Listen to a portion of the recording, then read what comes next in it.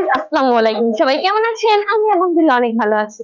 তো গাইস, আমি অনেকক্ষণ যাবত একটা দাদাকে দেখতে পাচ্ছিলাম দূরে দাঁড়িয়ে, সে বেল বিক্রি করছিল। যাই হোক, চলুন দেখি আমি দাদার কাছে গিয়ে একটা ফ্রিতে বেল চাবো, সে আমাকে আদৌ দেয় কিনা। তো লেটস গো। আসসালামু আলাইকুম দাদা, হুম, কি বিক্রি করেন এগুলা? এই গ্যাস চল্লিশ কত করে দাদা? 80 90 টাকা একশো পিস। এটা কি নিজের কাছে? না না না এসে না আর ছোটগুলো কত করে? পুরো চার চার একশো একটা করে বিক্রি করেন না? করি। একটা 25 টাকা না এসে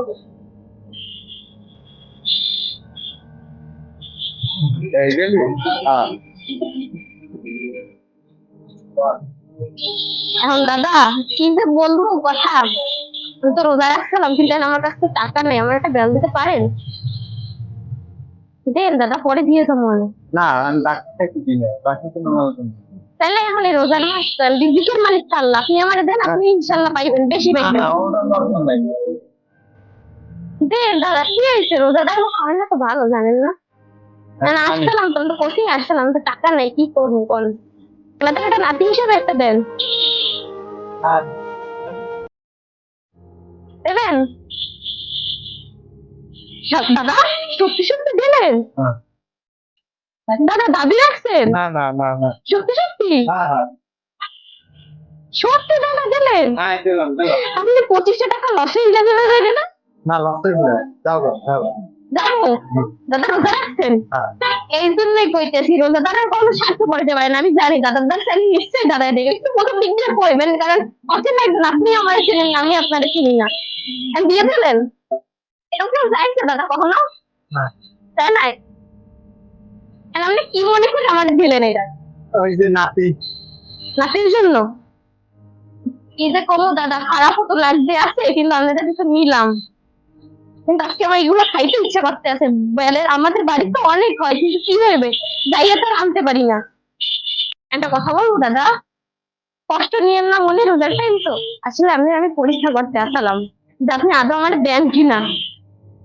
আপনি তো ঠিকই আমার দিলেন, আমি মনে করছি প্রথমে দেবেন না, তারপর যে দেখি যে না দিতে পারে হয়তো বা, এই জন্য একটু বেশি করে চাইলাম। আমি একটা কথা বলবো। হ্যাঁ সরল মানসিক হই। হ্যাঁ। আমি আল্লাহ দিলে আমি এই জিনিস ঠিক বোঝাতেছি রোজারা ফরজ। হুম আল্লাহর হুকুম ওই জিনিস ঠিকই রোজা রাখি হুম। জবান দিই। তা মাশাআল্লাহ। আমি মরতেছি এই কারণ তোমারে নাতি হিসেবে তুমি খুব সুস্থ মানুষ ইয়া তোমারে এই কারণ কইছি না নাইলে আমার দাদা কোনো শিক্ষক যদি আয় হুম। মালনাদের চালো 2 টাকা আছে 2500 টাকা তাই? বুঝতে হুম। এখন আমার দিলেন নাতি হিসাবে, আর এই যে বললাম রোজা রাখছি তার জন্য। দাদা, এই রোজার টাইমে যে ইফতারি করবেন আমি কি দিয়া? অনেক সময় বাসা যায় সিরিয়া মসজিদে আনার তো মসজিদে তাই? এরাই মসজিদে খোলা দাদা একটা কথা বলবো, মনে কষ্ট নিয়েন না। না আপনার কি আমি কিছু ইফতারি কিনে দিতে পারি?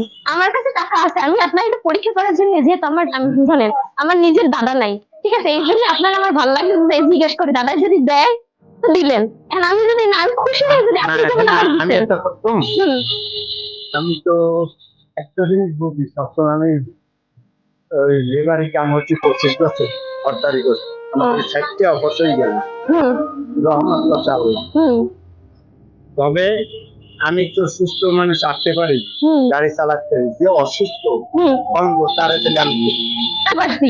এখন আপনার যে আমি দিলাম, এরকম তো হয় না অনেক সময়, যারা ভিক্ষুক তারা এসে আপনার কাছে চায় না, হাত পাতে না, জামা একটু দেন। নাকি আমি একটা কথা বলবো কপি হুম কিটার গেছে তোমরা এখন কত করতে এই না হুম বললে গেছে হুম অনেক মেম্বার চেয়ারম্যান আমার 10 থেকে 12 চাউল চিনি ভাই হাসবে না হুম যে অসহায় তারা দেবেন যে অন্ধ তারা দেবেন আমার দরকার নেই আমি কাম করি খাচ্ছি আমি এই হুম সময় দৈনিক 1000 12 সাহায্য করতাম হুম আর এখন আমি এই ব্যবসা জানছি হুম। আমার ওই আল্লাহ রাস্তে মাল খাওয়া আমার দ্বারে তাই? পছন্দ আচ্ছা, তাহলে আমি একটা অফার দিই।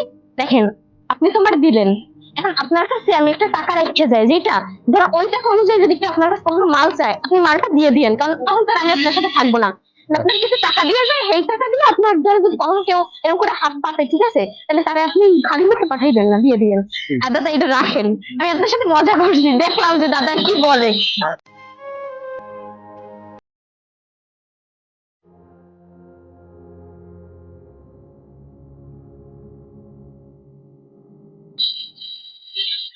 দাদা আমি আমার সামর্থ্য মতো দিলাম, এই টাকাটা দিয়া আপনার কাছে কখনো কি আসে হাত পাতলে, এই টাকার মধ্যে আপনার কুড়াল আপনি দিয়ে দিয়েন। আমি এই টাকা ওই 5 টাকা 10 টাকা মানুষের হ্যাঁ দিয়ে দেব। হ্যাঁ এটা দিয়েন, আপনার ইচ্ছা, হ্যাঁ আপনার যে তুমি দিচ্ছি আপনার মন মতোই আপনি দিয়েন।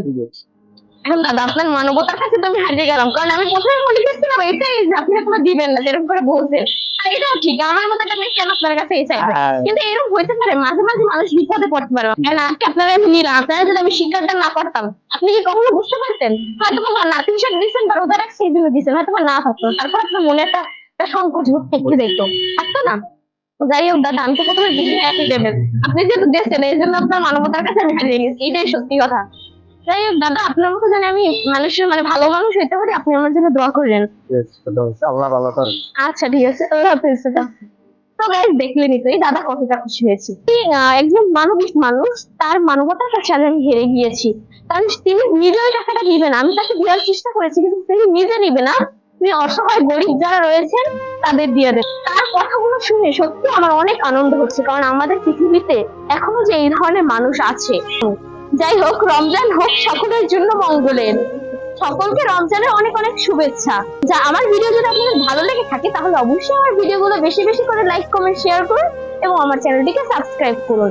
আজ এই পর্যন্ত, সবাই ভালো থাকবেন, নেক্সট ভিডিওতে আবার দেখা হবে। আল্লাহ হাফেজ।